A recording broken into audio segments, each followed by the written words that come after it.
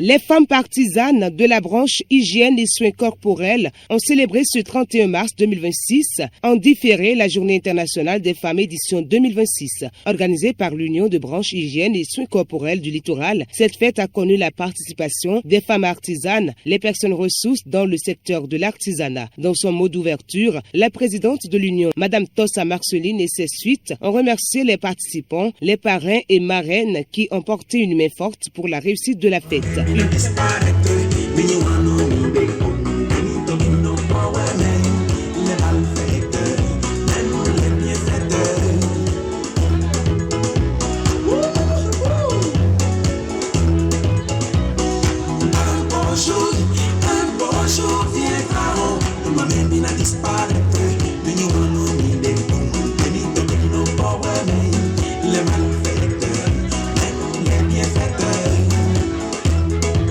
Une communication sur la gestion des foyers et la vie professionnelle a été donnée pour permettre aux femmes de bien accomplir leur devoir conjugal. Week-end, samedi, badation des dimanches, à soi comme le nom.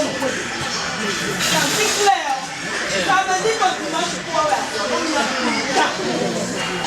et le temps,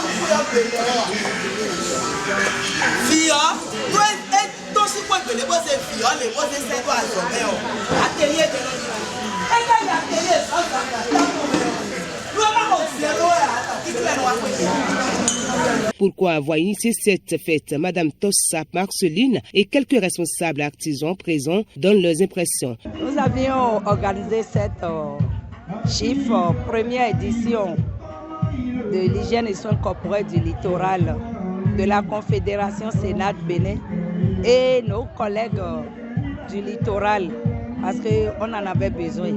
La première, c'est connaître les droits.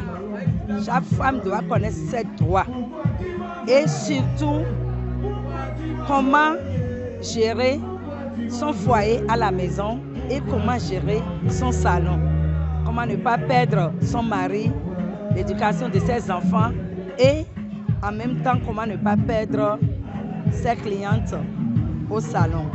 Et mieux se connaître, on se connaissait, mais mieux se connaître et se déstresser parce qu'on en avait besoin. Ce qu'on a pu retenir ce soir, c'est quoi? En tant qu'une tantie d'un salon de coiffure, il faut savoir gérer, c'est-à-dire juguler le salon de coiffure et la petite famille pour ne pas perdre demain son mari et l'éducation des enfants. Et ensemble avec les femmes qui sont présentes ce soir, elles ont pu retenir que en tant qu'une tantie d'un salon de coiffure, il faut avoir un chronogramme, c'est-à-dire quoi? Un programme, un agenda pour savoir, c'est-à-dire je viens ouvrir mon atelier à 8h et je dois fermer à 20h ou à 19h. Au même moment, partager les tâches domestiques aux enfants à la maison. Pour qu'à la fin, dès qu'elle rentre à la maison, elle saura que c'est pour contrôler ce que les enfants ont fait et c'est pour préparer à son mari à temps.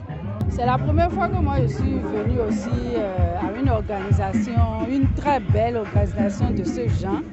Donc mon souhait pour cette organisation, c'est que ça grandit.